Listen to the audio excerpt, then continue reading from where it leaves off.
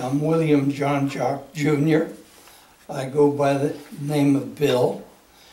I was born December 23rd, 1931 in Geneva, Nebraska. My dad was in the grocery business, and we moved to Kansas, a little farming community in Kansas where I was raised, and then we moved back to Nebraska again. Dad had his own grocery store in a little farming community of about 350 people. And while he was there, that's where I was in school and met my current wife, my only wife. And I enlisted in the service, the Marine Corps, in 1949, and was taking boot camp at Camp Pendleton, California. And I had an asthma attack running, and the Marines wouldn't let me stay, so they discharged me. And then I went to Colorado, did different jobs, picked fruit, fixed Venetian blinds, and decided I needed something stable, so I enlisted into the Army. I enlisted in 1951, took my basic training at Camp Carson, Colorado, with a combat engineer organization. We were activated primarily to go to Korea. But when we finished basic and were awaiting orders to go to Korea, the unit was assigned to a post in Alaska. And I didn't want to go to Alaska. I enlisted to go to Korea. I was kind of gung-ho, I guess. So I did get my assignment to Korea. We left out of Fort Lawton, Washington on a troop ship. The troop ship was a General Meigs, and we had 4,600 military, and went to Alaska and picked up another 400 people there, and from there we went to Japan, Yokohama. And in Yokohama, they decided to send me to Sendai, Japan for further training. So I was trained initially in explosive ordnance, and they decided they needed radio men, signal men, so they trained me on the radio, pole lineman, Morse code. But I took Morse code too slow. So they says, okay, that won't do, so we're going to put you in supply. So they sent me to southern Japan, a little place called Etajima, way on the southern tip, for supply school. And when I finished supply school, they sent me back to Sendai, Japan. And Sendai, I received my orders to go to Korea. And we left Japan, and we arrived in Korea in Incheon. And from Incheon, I was assigned to the 7th Infantry Division, 57th Field Artillery Battalion, who were at that time, this was in 51, late 51, our headquarters and service battery was in Chuncheon. And while we were in Korea, I was a supply clerk, supply sergeant, and I did various jobs. Our responsibility was providing support for the batteries. We had 105 millimeter cannons. And one of my memorable experiences was learning how to drive a 2.5-ton truck. That was the Chinese were hitting us, and we were supporting the Turks. And they needed all available trucks and drivers to haul ammunition at night, daytime. And I told them I didn't know how to drive a truck, and they told me you were going to learn. So I had a good friend of mine, Olmer Cook, that took me on one run, going up, coming back, and he says, okay, you can drive a truck. So by the time we made our second run, it was dark, and we were driving blackout, and the MSR, that's the main supply route, the road that we had to travel, had been under fire from the Chinese and the North Koreans. And my truck hit a chuck hole, or an artillery hole, and tipped over. I did not get hurt, but I had to stay with the truck and the ammo until we got a wrecker to come by early in the morning. And I was kind of nervous standing out there. How long did y'all have to wait for? Oh, I guess it was probably about 4 or 5 hours. And once I got the truck and the ammo loaded back on, well, the truck was not drivable, so I had to hitchhike a ride back to my unit, and I got a ride on a tank. That was my first association with the armored. That was quite an experience.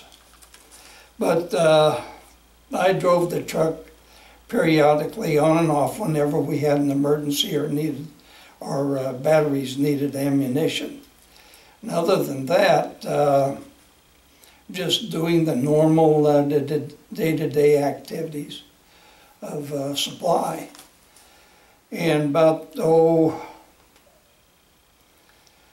early 1952, we started getting in cold weather clothing, because initially the cold weather clothing that we had was not very good. This was stuff that was left over from World War II, and they had tucked away in Japan and all over Europe and that, and then we finally started getting the heavy weather gear and everything. Is that one of the main things that you remember from Korea was the weather? Yeah, that was cold. But one thing about being in an artillery unit, when we went place to place, we didn't have to worry about digging foxholes or anything like that, but it was cold, and we didn't change clothes too often. And while I was over there, I picked up a little Korean boy. Either I picked him up or he picked me up, and he was my gopher. He took care of me, and he slept in my bunker and everything, and he brought me water and all that. And later, I guess he was with me I was with him for about 4 or 5 months. Then he got killed, but it wasn't by enemy fire or anything like that.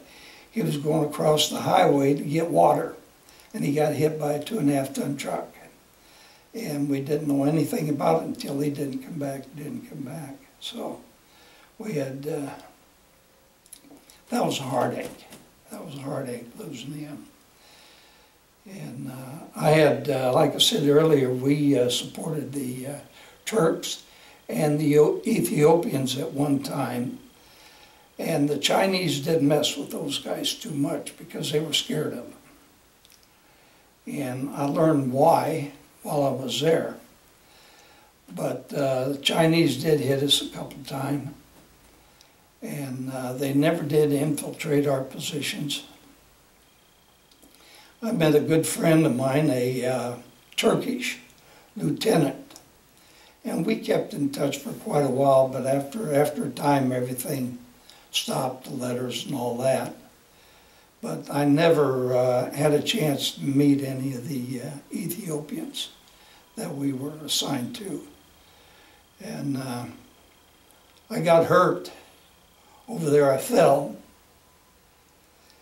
and I dislocated my right shoulder and my right hip. And they took me to the forward aid station. And then from there they took me to a MASH hospital. And that was one of my weird or funny things that happened at the MASH, because they put me under to relocate my shoulder and my hip. And during the early morning hours, I had to go to the bathroom. And we had just in the tent, we had cots all over the place with wounded and what have you on cots. And they were pretty close together, but going outside to the train, I stumbled, I tripped over a person. And I felt really bad. So when I came back, I sat out there, and I think I talked to him about 2 hours. In the morning, I found out that I was talking to a deceased soldier. He had a tag on his toe. I didn't know he was dead when I tripped over him. And I thought to myself, here I've been sitting out here squatting and talking to this guy for 2 hours, and he couldn't care less what I was talking about because he had passed away and just waiting for grave's registration. And that something I'll never forget, talking to him. And I never could figure out why he never answered me while I was there talking. But later I found out why in the morning when I got a light. But I stayed in the service for 22 years. I retired in 1972. But my other tour of duty in Korea was in 1964. At that time I was in communications. I had gone out of the supply business. I had taught electronics and then went to electronic school. And then I started operating, building, and maintaining communication stations. And I had a receiver communication station just outside of Seoul. It was about halfway between Seoul and the Han River. And at that time, Korea was starting to build back up again. And the people, I just couldn't get over the people. How day to day and very polite, you know, and everything clean, very religious, the whole bit there. That was quite an experience. And I spent quite a few years off and off, maybe 9 years in total in the Orient. And I had a 3-year tour in France. My wife joined me there, and our oldest son was born in France, in Chinon.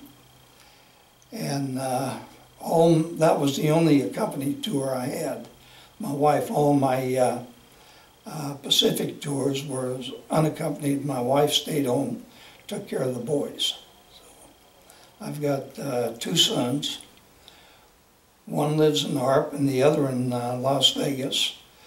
Las Vegas, I've got 5 grandsons. No girls. Not yet. Not yet, anyhow. My oldest son, the one that was born in France, his first marriage had 1 son. He's in New York now, working in an engineering firm. And then these 3 other boys are still in school here in Harp. And my other son, Gary, he has 1 son, Christopher, that works for General Motors in Austin. So that pretty well takes care of them. So that's really all boys. All boys. You had boys and your boys had boys. Oh my goodness. We didn't have to worry about any frilly skirts or anything like that. My family was the exact opposite. It's been all girls. It's too funny. So, tell me again, where were you stationed at in Korea? Well, Chuncheon, I was up in the Chorwon Valley of some of those towns there. I can't remember them all. I wrote them down because I've got some memory loss. And I was going through my papers, letters I wrote to friends that were back here in the States, and they kept them and gave them to my mother to go along with letters I wrote to them. And from them I was able to come back with the towns where I was at. And I was north of Seoul at Uijeongbu, and then over on the Chorwon Valley area, Iron Triangle, I was Chonghari, Warren-ni, Uijeongbu. Then in the Chorwon Valley, we're at the Old Baldy, T-Bone Ridge, and Chorwon in that area there. And did that make up the Iron Triangle? Yeah, the Old Baldy Well, we had another mountaintop bridge over there we called Jane Russell. So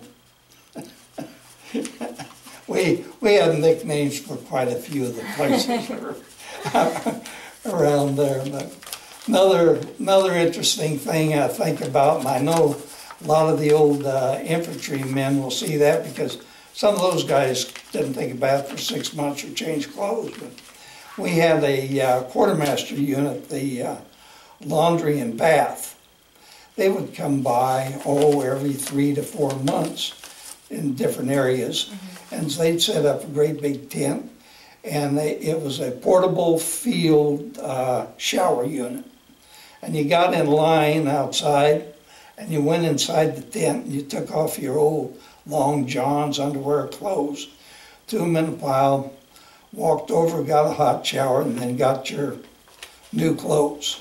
And that's what you wore for the next few weeks, few months, or what have you. And that was always a fairly interesting occasion there. But do you recall how much you were getting paid during this time? I know it wasn't over $100. I know that. Oh, boy. And the pay was never that good. Never that good. And we noticed it more too after I got married, and we were moving post to post. It just took everything we had to because we never got on post housing. It was always off post. And they gave us, oh gosh, some pretty sorry places to look at. One place we looked at that they showed us to rent, it had grass growing, or weeds growing out of the living room floor. And they just never had the best for military. And there was something else I had on the tip of my tongue, and I can't remember what it was. Oh yeah, when I re-enlisted, we got a re-enlistment pay of $100 a year for every year that you re-enlisted for. So when I re-enlisted, I always took a 6-year enlistment so I could get that $600. And I was enlisted for 17 years. Then I took a warrant commission. And then I went into the, I stayed in electronics, but I went into the Army aviation field with the 101st Airborne in Vietnam. And I put 2 tours in Vietnam. And they were getting ready to send me back for the 3rd, and I said, no, I don't want to go back. I didn't lose anything over there. So. It's a long time. Yeah. Earlier you mentioned that you had originally been assigned to Alaska, but you had signed up for Korea, and you preferred to be in Korea over Alaska. Why is that? Well, I don't know. I was gung-ho. I was a fighter, you know. I guess I didn't have any more sense. But I just didn't want to go to Alaska. I wanted to go to Korea. And that was one of the reasons I joined the Marine Corps to start with, because I wanted to go to Korea. I wanted to go over there and fight for those people and wear the uniform in a combat situation. That was about it. So had you already had any knowledge of the outbreak or like what was going on in Korea and the war previously? Yes, I did. Yeah. So what was your impression or your reaction whenever you learned about it? Well, I don't know. It was, at that time, well, we were familiar with communism because of World War II with Nazism and the communists trying to take over Europe. And then they started this nonsense in Korea, and I just didn't think it was right that people should be that way. And that just kind of got under my skin, and decided I'd go over there because I'd rather fight communism somewhere else than in my own country.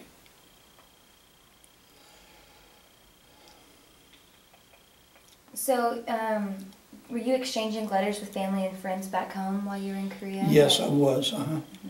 Yeah.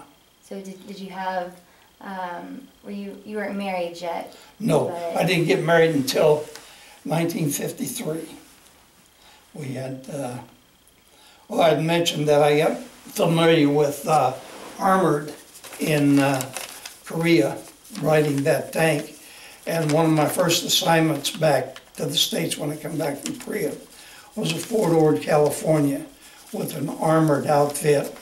And I was with research and development on the supply end of it. And we were develop a armored carrier, first aid carrier, that would follow the tanks into combat, which I was kind of proud of being able to do that. And I did a lot of research and development when I was with the Army Aviation too.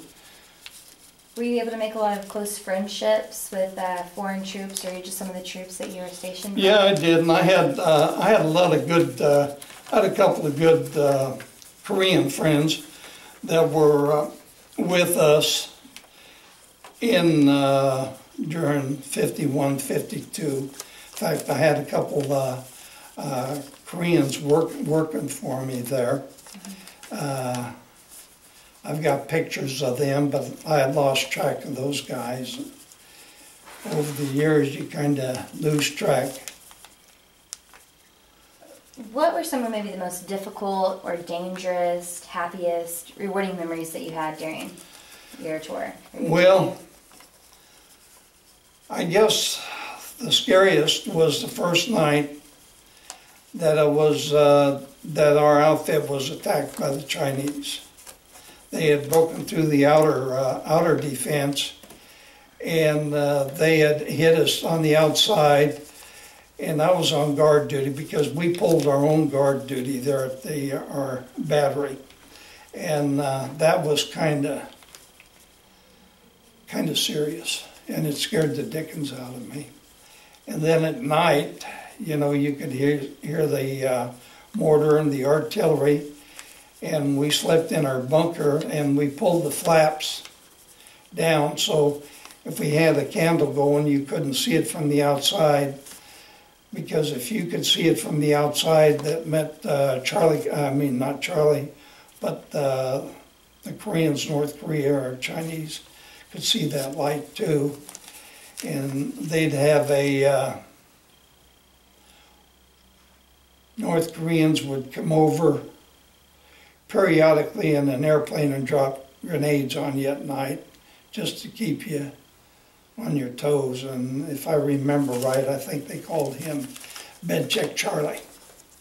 Just chunking those hand grenades from an airplane at you. Would you say that's probably one of the most severe or serious battles that you had probably engaged in? Yeah. And so you were wounded. Well, I wasn't really wounded. I fell. I don't remember what I was doing or how I fell, but I fell.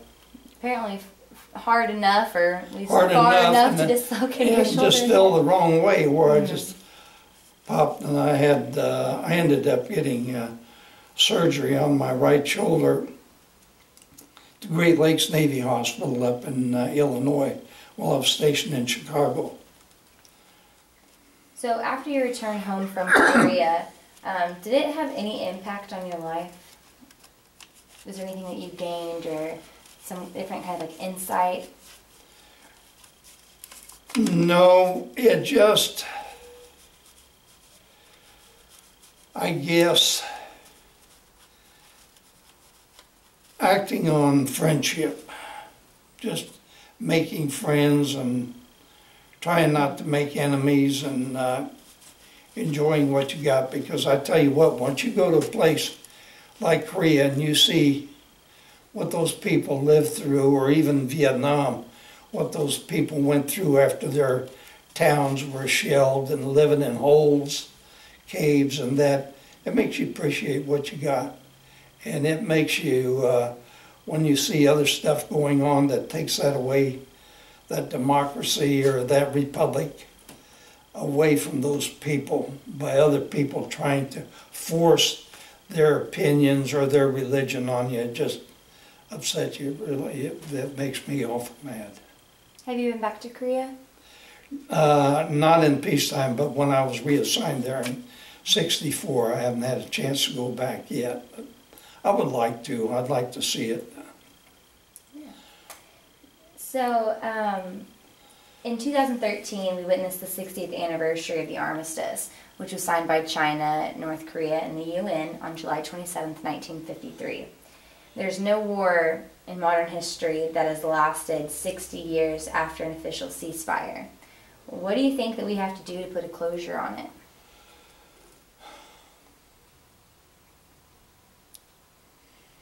I don't really know.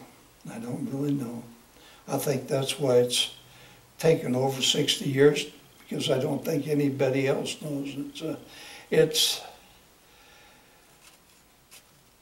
I know the people that like the democratic style of government is not going to bow to communism or anything like that, not a dictatorship. And until those people quit trying to enforce their will on the people who want to live free, there's never going to be a peace treaty signed. Would you support a kind of movement to have a peace treaty? I would. Do you think it could be possible? If it would be possible, yeah, I would like to see that. I would like to see that. What do you think the legacy of the Korean War veterans or the Korean War are? What's the legacy? What do you mean there? Like what's important to be remembered, and I mean, what was the purpose, and what did maybe the veterans or Korea take from the war? I think we take from the way that we fought and tried to help the Korean people and how they have developed their country and themselves out of the war, because they have really developed that country. I've seen pictures and books and all this, and their perseverance and their will and all that just amazed me no end. Why do you think, in your opinion, is the Korean War also known as or called the Forgotten War?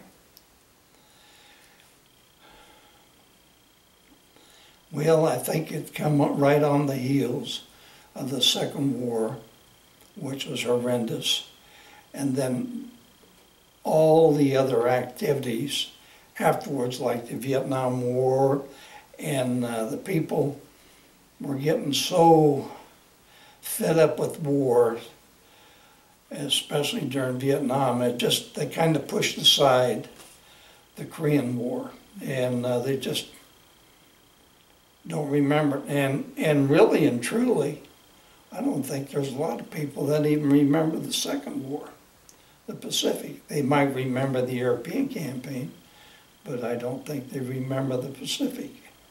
So, whenever you returned home from Korea, did you speak about your experience at all? Did you share it, or did you kind of keep it to yourself? Oh, I spoke about it. There's some things you can talk about and other things you don't, because people don't really want to know or recognize. I said earlier I came from a little farming community, and I've got 4 close cousins and a lot of friends that were all farming up in that area. And all of us were in the 7th Division at the same time, but we were spread over. I think I was the only artilleryman, and they were all infantry. Mm-hmm. So we can talk to each other because we know what the experiences were. And it's easy to talk to somebody who's been there and done that and knows what the conditions are. Do you think it's necessary for younger generations to understand what happened in Korea and to be knowledgeable and educated on the I sure sacrifices do. made? I sure do. I'd probably get kicked and beaten, but I think there ought to be a draft. So people can enjoy know what liberties they have and enjoy the liberties and freedom that we have here and see what these other people are going through. And they want the same liberties we do, most of them do anyhow. And that, I don't know, I just felt honored that I was able to assist them in that. Is there any kind of message that you would want to give to younger generations? Maybe, just maybe tips or... Well, I mean, just enjoy your freedom. Enjoy not only your personal freedom, but your religious freedom, and respect what you do and what you have. Don't give it away. That's all I have to say about that. do you think that the Korean War Veterans Digital Memorial, what we're doing here with the interviews and trying to preserve the legacy, is important and necessary? Yes, I sure do, because that's the only way that the forgotten war is going to be remembered.